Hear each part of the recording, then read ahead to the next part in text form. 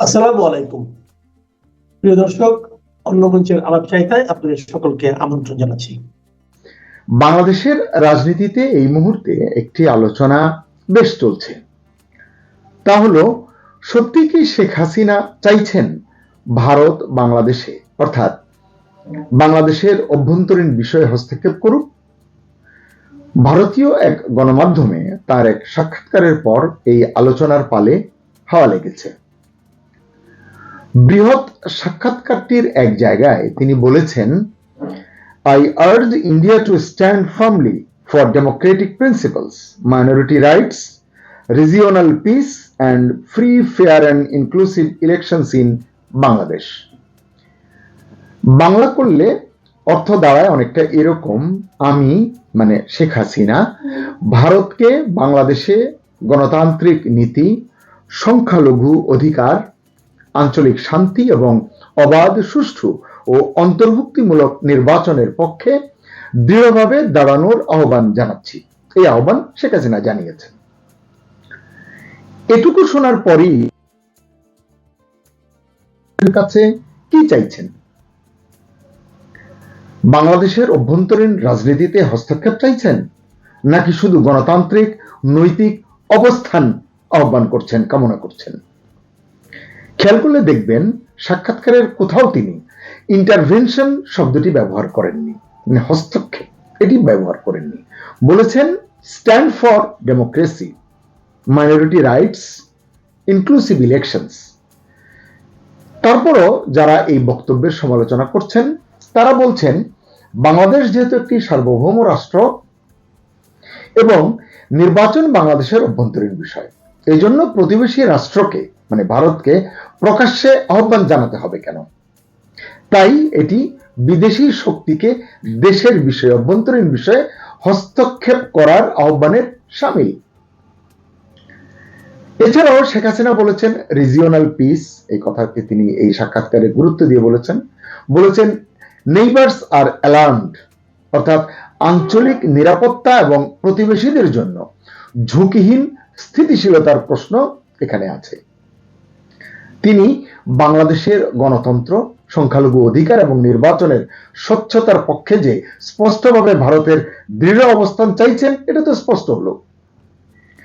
নৈতিক ও কূটনৈতিক অবস্থান বিবেচনায় যদি মূল্যায়ন করেন তাহলে দেখা যাবে তিনি আহ্বান জানাচ্ছেন ভারত যেন বাংলাদেশের গণতান্ত্রিক নীতির পক্ষে দৃঢ় থাকে। এখন এটিকে আপনি হস্তক্ষেপ বলবেন, না নৈতিক ও কূটনৈতিক সমর্থনের অনুরোধ বলবেন? বাংলাদেশে সংখ্যালঘুদের নিরাপত্তা এবং নির্বাচন স্বচ্ছতার পক্ষে ভারতের দৃঢ় অবস্থান কামনাকে কি বলবেন আপনি? বাংলাদেশের অভ্যন্তরীণ প্রক্রিয়ায় সরাসরি হস্তক্ষেপের আহ্বান? জানি না। বাংলাদেশে অস্থিরতা হলে তা শুধু দেশের নয়, প্রতিবেশী দেশগুলোকেও প্রভাবিত করবে। এই আহ্বানকে কেউ হস্তক্ষেপের আহ্বান বলতে পারেন? আপনি কি বলবেন? এটি আপনার বিষয়। আসলেই এটা কি নৈতিক ও কূটনৈতিক অবস্থানের আহ্বান, নাকি হস্তক্ষেপের দাবি?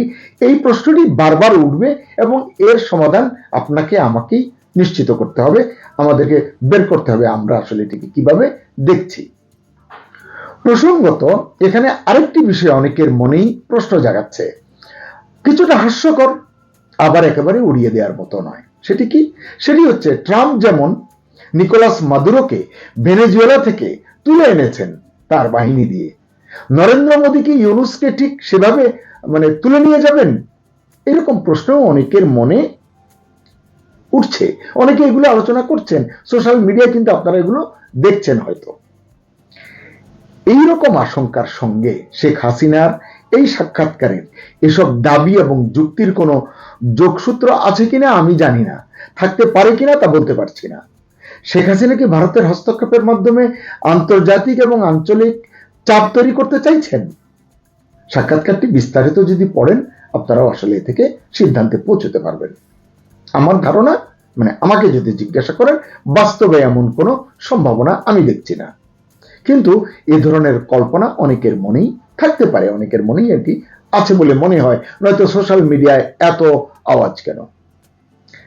সাক্ষাৎকারে শেখ হাসিনা সরাসরি অভিযোগ তুলেছেন ইউনূস সরকার নিজেদের ব্যর্থতা ঢাকতেই, মানে সরকারের ব্যর্থতা ঢাকতেই পরিকল্পিতভাবে ভারত বিরোধী মনোভাব উস্কে দিচ্ছে দেশের ভেতরে। আপনার কি মনে হয়, ভারত বিরোধিতা কি সত্যি জনগণের স্বতঃস্ফূর্ত ক্ষোভ? মানে 18 কোটি বা 20 কোটি যাই বলুন জনসংখ্যা, তার কতটা আসলে ভারত বিরোধিতার যে মনোভাব এটি ধারণ করেন, নাকি এর পেছনে সত্যিই আছে কোনো রাষ্ট্রীয় প্রশ্রয় বা রাষ্ট্রীয় কোনো ইন্ধন? এটিও ভাবা দরকার। শেখ হাসিনা বলেছেন তিনি ভারত বিরোধিতাকে বিচ্ছিন্ন ঘটনা হিসেবে দেখছেন না, দেখছেন অন্তর্বর্তী সরকারের রাজনৈতিক কৌশল হিসেবে। তার দাবি, আইন শৃঙ্খলা পরিস্থিতির অবনতি, সংখ্যালঘুদের উপর হামলা, নির্বাচন নিয়ে অনিশ্চয়তার চাপের মুখে সরকার দায়েরাতে বাহ্যিক শত্রু তৈরি করছে এবং এ কারণেই তারা ভারত বিরোধিতার জিগির তুলছে, এটিকে সামনে নিয়ে আসছে। এটি শেখ হাসিনার বিশ্লেষণ বা তার অভিযোগ। শেখ হাসিনা বলছেন, বাংলাদেশ ভারত সম্পর্ক স্থিতিশীল থাকলে দেশের সংকটগুলো সামনে চলে আসে। মানে ওই জায়গায় যদি নীরবতা থাকে, শান্তি থাকে, তাহলে দেশের সংকটগুলো সামনে উদ্ভাসিত হয়, সামনে আসে। সেই সংকট আড়াল করতেই ভারত বিরোধী আবেগ ব্যবহার করছে ইউনূস সরকার। ভারতীয় কূটনৈতিক মিশনের সামনে সহিংস বিক্ষোভ, যেটি আমরা দেখলাম কিছুদিন আগে, অভিযুক্তদের বিরুদ্ধে কার্যকর ব্যবস্থা না নেওয়ায়, মানে যারা এই মিছিল করেছে, এই হামলা করতে চেয়েছে, তাদের বিরুদ্ধে ব্যবস্থা না নেওয়ায় শেখ হাসিনা রাষ্ট্রীয় নীরবতার বিষয়টি উত্থাপন করেছেন। এটি দেশের ভেতর থেকেও অনেকে এই অভিযোগ তুলেছেন। শেখ হাসিনার অভিযোগ, এগুলো কোনো স্বতঃস্ফূর্ত আন্দোলন নয়, বরং সংগঠিত শক্তির কাজ, যাদের সঙ্গে উগ্রবাদী ও রাজনৈতিক স্বার্থ জড়িত। শেখ হাসিনা বলেছেন, বাংলাদেশের অভ্যন্তরীণ অস্থিরতা ভারত বাংলাদেশ সম্পর্ককে প্রভাবিত করছে। এটি সবসময় করেছে, করবে, খুব স্বাভাবিক ব্যাপার। তার মতে সরকার দেশের ভেতরে আইন শৃঙ্খলা নিয়ন্ত্রণে ব্যর্থ, প্রতিবেশী রাষ্ট্রের সঙ্গে স্থিতিশীল সম্পর্ক রক্ষায়ও সরকার ব্যর্থ। এ কারণেই তিনি বাংলাদেশে অন্তর্ভুক্তিমূলক, বিশ্বাসযোগ্য নির্বাচন, গণতন্ত্র ও স্থিতিশীলতার প্রশ্নে এবং সংখ্যালঘু সুরক্ষার পক্ষে নৈতিক অবস্থান নেয়ার জন্য ভারতের প্রতি আহ্বান জানিয়েছেন। তিনি বলেছেন, আওয়ামী লীগকে নির্বাচন থেকে বাদ দিয়ে সরকার যে বৈধতার সংকটে পড়েছে, সেই সংকট সামলাতেই দেশের ভেতরে বিভাজন তৈরি করছে এই সরকার। এরই একটি বড় হাতিয়ার হচ্ছে এই ভারত বিরোধিতা। আচ্ছা, ভারত বিরোধিতা কি সত্যিই দেশের জনমনের প্রতিফলন? ওই যে বললাম 18 কোটি 20 কোটির ভিতরে কতজনের, নাকি রাজনৈতিক ব্যর্থতা ঢাকার কৌশল মাত্র? বিশ্লেষকরা বলছেন, শেখ হাসিনার আহ্বান কেবল আন্তর্জাতিক সম্পর্কের বিষয় নয়, এটি বাংলাদেশের অভ্যন্তরীণ রাজনীতির জন্য এক গুরুত্বপূর্ণ সংকেত। তারা বলছেন, বাংলাদেশের রাজনীতি এখন শুধু অভ্যন্তরীণ বিষয় নয়, বরং প্রতিবেশী ভারতের প্রতিক্রিয়া এবং আঞ্চলিক ব্যালেন্সের উপরও নির্ভর করছে। আসলে অনেকেই যখন আশঙ্কা করছেন যে কোনো মুহূর্তে ভারত বাংলাদেশের উপর ঝাঁপিয়ে পড়তে পারে, কারণ আপনারা জানেন সীমান্তে ভারতের প্রস্তুতি, এবং মানে এটি নিয়ে বেশ একটা সাজরব কিন্তু আছে। আর এছাড়া ইউনূস সাহেবও বিভিন্ন সময়ে একটা কল্পিত যুদ্ধাবস্থার কথা বলেছেন, অনেকদিন হলো সেটি তিনি বলছেন এবং সেই ধরনের কাজ করছেন। আবার ভারতীয় গণমাধ্যমে এবং দুই দেশের সোশ্যাল মিডিয়ায় যতই যুদ্ধের দামামা বাজুক না কেন, কারণ এরকম একটি লক্ষণ কিন্তু আছে, যুক্তরাষ্ট্র যতই চাক না কেন যুদ্ধ লাগুক এবং ট্রাম্প ছাই দিয়ে ভারতকে ধরবেন, এরকম একটি আশা বা দুরাশার কথাও কিন্তু অনেকে বলেন।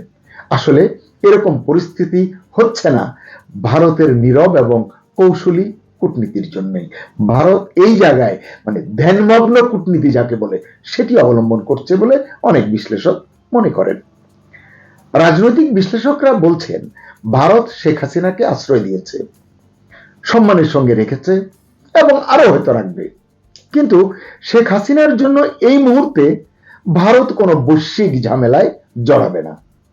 তারা তাদের হিসাব মতোই, মানে ভারতের হিসাব মতোই শেখ হাসিনার পাশে থাকবে। দর্শক, আজকে এর বেশি আর খোলাসা করতে চাই না, শেষ করার আগে দুটি ছোট প্রশ্ন।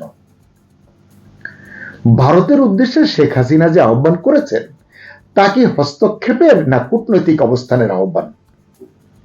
2, সরকারের যে ভারত বিরোধিতার কথা বলছেন শেখ হাসিনা, তা কি স্বতঃস্ফূর্ত নাকি পরিকল্পিত? আপনার মতামত জানান কমেন্টে। সবাই ভালো থাকুন, সুস্থ থাকুন, নিরাপদে থাকুন। তো আজকে এতক্ষণে আপনারা হেডলাইন এবং ব্যানার দেখে বুঝতে পারছেন, কারণ এটা আজকে সারা বাংলাদেশে এটা একটা আলোচনা, সারা বাংলাদেশটা পৃথিবীর বিভিন্ন দেশে এটা নিয়ে আলোচনা হচ্ছে যে 500% ট্যারিফ চড়িয়ে দিয়েছে ডোনাল্ড ট্রাম্প। আসলে এখনো চড়ায়নি, 500% ট্যারিফ ঘোষণাটা আসবে। তার কারণ হচ্ছে যে আপনার এই যে ইউএসের এখন যে একজন এমপি লিন্সি গ্রাম, যিনি কিনা আবার ডোনাল্ড ট্রাম্পের খুব একই সংসদের বন্ধু মানুষ, একই সংসদের এমপি এবং একই দলের লোক, তিনি বলেছেন যে যেহেতু রাশিয়ার কাছ থেকে তেল কিনা বন্ধ করছে না এই ইন্ডিয়া, চায়না এবং ভেনিজুয়েলা, এদের উপরে 500% ট্যারিফ বাড়িয়ে দেওয়া হোক। 500% ট্যারিফ বাড়াই দিলেই হবে, কারণ 20%, 25%, 50% দিয়ে কোনো লাভ নেই, 500% সরাসরি। তা সেই 500% ট্যারিফ বাড়াই দিলে কি হবে না হবে এটা বোঝার আগে আমরা একটা জিনিস একটু আপনাদের বলি। দেখেন, যে কোনো সময় আপনি এত দেখেছেন যে বাংলাদেশে এই মুহূর্তে ইলেকশনের একটা রব চলতেছে, এটা আপনারা সবাই জানেন, বা একটা ইলেকশন হলে কিভাবে হয় বা কি করতে হয় এটাও আপনারা সবাই জানেন। যেন ইলেকশনের বিভিন্ন প্রার্থী থাকে, প্রার্থীরা যখন ইলেকশনে দাঁড়ায় তখন তারা বিভিন্ন জায়গায় জনসভা করে, আর এই জনসভার জন্য, জনসভা তো লোক আনার জন্য কিন্তু পয়সা খরচ করতে হয়। কাউরে 200 টাকা দিতে হয়, কাউরে 1 বোতল পানি 200 টাকা দিতে হয়, কাউরে বিরিয়ানি খাওয়াইতে হয়, গাড়ি পাঠাইতে হয়, টমটম পাঠাইতে হয়, বাস পাঠাইতে হয়, ট্রাক পাঠাইতে হয়, যে আসেন ভাই জনসভাতে আসেন, মিটিং আছে, ঠিক আছে না? বিনা পয়সায় কিন্তু কেউ যায় না। এলাকায় এলাকায় অফিস করতে হয়, সেই অফিসের আবার চা পানির খরচ দিতে হয়, সেই খরচ নেওয়া দরকার গোলাগুলিও হয়ে যায়। এমনও হয়েছে যে সেই পানির জন্য আমি এমন বহু লোককেও দেখছি যে যার হাতে টাকা আসছে তারা ল্যাংটা করে দিয়েছে ইলেকশনের পরে। এসব ঘটনাও ঘটে। তো সেম আমেরিকাতে এই বছরের শেষের দিকে মিড টার্ম ইলেকশনে যদি ট্রাম্প বাবু না জিতেন তাহলে ওনাকে ইমপিচমেন্টের শিকার হইতে হবে, ওনাকে বের করে দেওয়া হবে পার্টি থেকে। সুতরাং এইটা একটা সমস্যা। সুতরাং ট্রাম্প বাবুকে জিততে হবে। আর সবচেয়ে বড় কথা হচ্ছে এইবার ট্রাম্প আসার আগে আপনারা যদি দেখেন যে ইলেকশনের 4-5 মাস আগে থেকে যেসব বক্তৃতা বিবৃতি হচ্ছিল আমেরিকাতে, সেখানে সরাসরি ট্রাম্প বলছিলেন যে আমাকে পয়সা দাও, আমি ইলেকশন করব, আমাকে পয়সা দাও, যদি পয়সা দাও তাহলে যদি আমি ইলেকশনে জিতা যাই তাহলে আমি তোমাদের এই টাকা রিটার্ন দিব। তখন কিন্তু আমেরিকার বড় বড় যে তেল কোম্পানি আছে এরা কিন্তু পয়সা ইনভেস্ট করছিল। আমেরিকাতে এটা ওপেন সিক্রেট, এটা বাংলাদেশের মতন, এটা আমেরিকাতে ওপেন সিক্রেট। ওকে, ঢালে, জিতলে তো রিটার্ন আসবে, জিতার পরে এই টাকা তো রিটার্ন আসতে হবে। রিটার্ন এই তেল কোম্পানিগুলোর কাহিনী কি? মিডল ইস্ট সহ বিভিন্ন দেশের তেল এরা উত্তোলন করে, এরাই বেচে। তার কারণ হচ্ছে যে এখন এই তেল যদি বেচতে না পারে তাইলে রিটার্ন পাবে কোথায়? তেল কোম্পানি ইনভেস্ট করছে। এখন দেখেন, এখন এমন তো না বলে 500 কোটি 700 কোটি লোকের আলাদা একটা করে দিলাম আর তেল ওখানে যায় বেচো কিনা হবে, তা তো হবে না। এখন লোক সংখ্যা তো আগে সে 750 কোটি 800 কোটি যাই আছে, এটা এখন এখানে সারা পৃথিবীর লোক সংখ্যা যা তার অর্ধেকই হচ্ছে আপনার ইন্ডিয়ার চায়নাতে 300 কোটি লোক, দুই দেশে। সুতরাং এরা তেল কিনে কই থেকে? এরা রাশিয়া থেকে কিনে। রাশিয়া কত করে বেছে? এক্সাম্পল বলতে, রাশিয়া স্যার 10 টাকা করে বেছে, আমরা তো 11 টাকা করে বেছি। শালা রাশিয়ারে ব্লক করো। ব্লক করবেন কেমনে? রাশিয়াতে ইউক্রেনের সাথে যুদ্ধ করতে। সুতরাং এরা তেল কিনা, রাশিয়ার তেল কিনা এরা যুদ্ধ বাজায় রাখছে। সুতরাং রাশিয়াকে ব্লক করলে, রাশিয়া থেকে তেল না কিনলে বোম বানাইতে পারবে না, কিনতে পারবে না, আস্তে যুদ্ধ বন্ধ হয়ে যাবে। এইটা হচ্ছে যে প্রপাগান্ডা প্রথমে চালানো হইল, চালাইয়া ওকে। কিন্তু এর আগে রাশিয়া ইউক্রেনের যুদ্ধটাও কিন্তু এরাই লাগাইছে, আমেরিকা। তখন ছিল যে আপনার অতীত সরকার, সে লাগাইয়া দিয়ে গেছে, কারণ তারও ছিল যে তার দল জিতানোর, কিন্তু তার দল জিতে নাই দুর্ভাগ্যবশ। দেখেন ট্রাম্প পয়সা তো এইটারে আর বন্ধ করে নাই। এরা বন্ধ করতে চাইলে পারতো। ট্রাম্প সরাসরি অস্ত্র না দিয়ে সরাসরি হের দেশের সোলজার পাঠাইয়া ইউক্রেনে দাঁড়াই গেল তো রাশিয়ার বোম মারতো না। তা করবো না, কিন্তু অল্প অল্প মানে তোমরা মারো, জিয়ায় রাখো, যুদ্ধ বন্ধ করা দেবো, যুদ্ধ চলতে হবে, আমাদের ব্যবসা চলতে হবে। এই হচ্ছে মূল কাহিনী। এখন সেই যে গত 4-5 দিন আগে কি করলো, উনি ভেনিজুয়েলার প্রেসিডেন্টকে ডিরেক্ট তুলে নিয়ে গেল। গতকাল রাতে ইউএনএ মানে ইউনাইটেড নেশনের যে বডি আছে সেখানে কিছু আইন আছে, সে আইনের মধ্যে 66টা আইন উনি বলে যে আমি তোমাদের এই 66 আইন মানি না। ওখানেও তো অনেক রকম আছে, এগুলো হয়তো কাল পরশু নাগাদ সবগুলো পেয়ে যাব, এগুলো সে মানে না, এগুলো সে বাতিল করে দিল, যে তে মানবে না।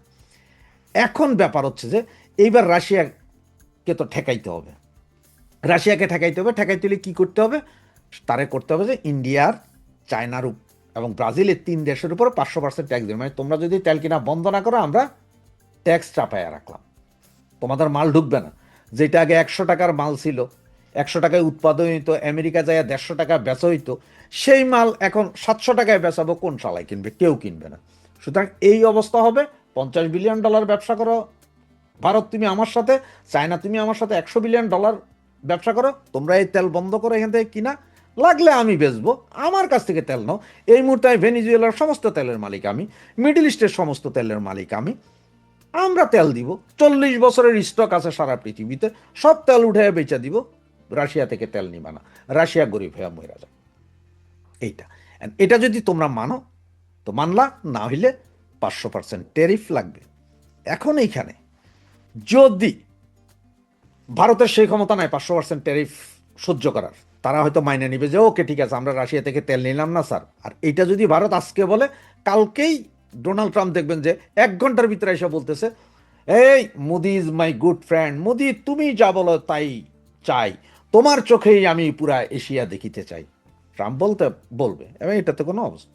এইখানে একজন খেলতে পারে, সেটা চায়না। চায়না যদি বলে যে আসো আমরা খেলি, যে চায়না, ইন্ডিয়া, রাশিয়া, ব্রাজিল সহ পৃথিবীতে আরো যেসব দেশগুলো আমেরিকা বিরোধী, ওদের সাথে যদি একটা জোট যদি 2-4 দিনের ভিতরে করে নিতে পারে, তাইলে কিন্তু খেলা জমে যাবে।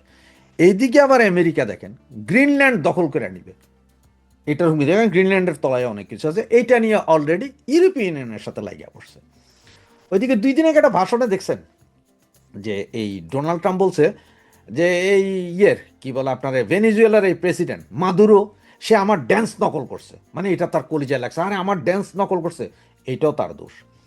এরপর সে এই 2 দিন আগে একই সময় সে মোদির কথাও বলছে, যে মোদি আমাকে ইয়েস স্যার বলছে, যে স্যার আমি কি আপনার সাথে দেখা করতে পারি? আরে বাবা, তোমার কাছে কয় বিলিয়ন ডলার দিছে, 67টা অ্যাপাচি হেলিকপ্টার, যেহেতু সে দেখা করবে না, তার পয়সা খেয়ে দিয়ে বয়ে থাকে, সে দেখা করতে যাবে না, তোমার কাছে এখন নরম থাকবে, কারণ তার পয়সা তো বেজে গেছে। আবার ফ্রান্স প্রেসিডেন্ট এমিলিয়ান ম্যাক্রনের কথা বলছে, যে ম্যাক্রন তারে বলছে যে প্লিজ আপনি আমার দেশের সরকার কাউকে বললেন না, আপনি প্লিজ আমার দেশের উপরে কোনো ট্যাক্স বসাইয়েন না, হেন না তেন না, মানে বিশাল। কারণ হচ্ছে যে ফ্রান্স থেকে যে ওয়াইনগুলো যায়, এগুলোর উপরে নাকি 200% ট্যাক্স বসাবে আমেরিকা, ফ্রেঞ্চ ওয়াইনের উপরে।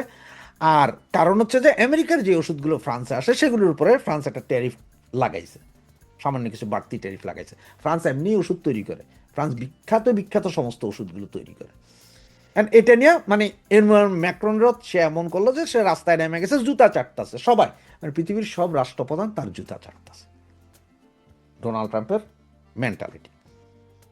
এখন ডোনাল্ড ট্রাম্প এটা ওই যে বললাম আপনি মিড টার্ম ইলেকশনে তাকে জিততে হবে, আর ওই মিড টার্ম ইলেকশনে জিতার জন্য সে সব করবে। সে আগামী 2-1 দিনের ভিতরে কলম্বিয়ার প্রেসিডেন্টকেও তুলে নিয়ে আসতে পারে। ইরানে তো অলরেডি গ্যাঞ্জাম লাগাইয়ে রাখছে, মানে সে এখন, আগে ছিল আমেরিকার সফট পাওয়ার, যে সমস্ত পাওয়ার সেই করতো, যেমন জাতিসংঘে যায় 10 জন একটা পিকনিকের আয়োজন করবে, সুতরাং আমেরিকা চাইলে যে না পিকনিকটা 7 তারিখ হবে, সুতরাং সে করলো কি 5 জনরে বলে যে দেখো দোস্ত, তোমরা তো আমার বন্ধু মানুষ, তোমাদের কি কি সমস্যা আমি গাড়ি টাড়ি দিব, তোমাদের সমস্যা নাই, তোমরা ওই 7 তারিখের পিকনিক ডেটটাই মাইনে নিও। তারপর 2 জনরে বলে যে ওই তোরা আমার কথা মানবি না, যদি না মানস তোদের পোঁদের চাল তুলে হলাম কালকে সকালে যেতে। এই বেটাও ডরে মাইনে নিল। আর বাকি রইল 2 জন, তো নিজের ডেট তো নিজে দিছে, সবাই মিলে মাইনে নিল ওকে 7 তারিখে ডেট। আমেরিকা সব পাওয়ার ওইভাবে খরচ করতো। আর এখন হচ্ছে যে গুন্ডাগার্দি পাওয়ার, মানে আমি যা বলবো তা। আবার আপনারা এটাও তো বলতে পারেন এখন যে চায়না আর ইন্ডিয়া এক হইতে পারবে কিনা, কারণ ওদের মধ্যে তো যুদ্ধ, ভাই ওদের মধ্যে যুদ্ধ চলছে মাত্র 2টা না 3টা, এটা কোনো যুদ্ধ না, যুদ্ধের জাত না। ফ্রান্স আর ইংল্যান্ডে 106 বছর যুদ্ধ চলছে, যেটাকে 100 ইয়ার্স ওয়ার বলা হয়। শত যুদ্ধ চলছে ফ্রান্স আর ইংল্যান্ডের মধ্যে, কিন্তু তারাই এক হইয়া ইউরোপিয়ান ইউনিয়ন গঠন করছে, তারাই এক হইয়া এখনো এক জায়গায় দাঁড়াই আছে। যদিও এখন ব্রেক্সিট বলে হয়তো ইউরোপিয়ান থেকে বেড়ে গেছে, কিন্তু 99% সব কিছুতে এক, মানে এক ইউরোপিয়ান এক হয়েছিল। এই 100 ইয়ার্স যুদ্ধ, first world war, second world war, এগুলো সব কিছুর পরেও তারা একই জায়গায় দাঁড়াইছে। এই German first world war second world war ঘটাইছে জার্মান, তারা এখন ইউরোপিয়ান সদস্য না, এক না। জিও পলিটিক্সে কেউ চিরশত্রু বা কেউ চিরবন্ধু না। সুতরাং এই জিনিস, তো এই জন্য বলছি যদি এখন চায়না লিড করে, চায়না, রাশিয়া, ইন্ডিয়া, ব্রাজিল, আরও যারা আমেরিকান বিদ্বেষী আছে সব একজোট হলে আমেরিকার সাথে খেলা হবে। কারণ রাশিয়া তো যেতে যেতে সব শেষ, রাশিয়া এখন তেল বন্ধ গেলে শেষ, ওদের কফিনের শেষ পেরাক। তো রাশিয়ার কাছে এখনো আমেরিকার চেয়ে 500টা বেশি পারমাণবিক বোমা আছে। আপনি যখন এক জায়গায় দেওয়ালে যখন পিঠ থেকে যাও, আপনার যখন বাঁচার আর উপায় নেই, তখন যে কোনো সময় যে কোনো কিছু ঘটাইতে পারেন। যে আমি তো 10 বছর পরে মরবো, তো ঠিক আছে 10 বছর আগে তোদের সহ নিয়ে মরি, এক লগে ওকে, দুটাই পাগলা হয়ে গেলাম। ট্রাম্প যেরকম পাগলা, পুতিনও সেরকম পাগলা হয়ে গেলাম, মাইরে দিল চাপ লাগা তোরা এবার জাহান নামক, তৃতীয় বিশ্বযুদ্ধ না, 4th ওয়ার্ল্ড ওয়ারও সমস্যা নাই। তো তখন কি হবে? তো এগুলো সব কিছুই পরিষ্কার হইতে থাকবে আরও 2-1 সপ্তাহ পর, আস্তে আস্তে দেখা যাক আসলে কি হচ্ছে। এই জন্যই থাম্বনেলে লিখেছিলাম যে 500% ট্যারিফ, ইন্ডিয়া কি শেষ? না, ইন্ডিয়া শেষ না, চাল এখনো আরও আছে। দেখতে থাকুন এবং আপনাদের ভালোবাসা আমার প্রতি এভাবেই রাখুন। ধন্যবাদ। জয় বাংলা, জয় বঙ্গবন্ধু।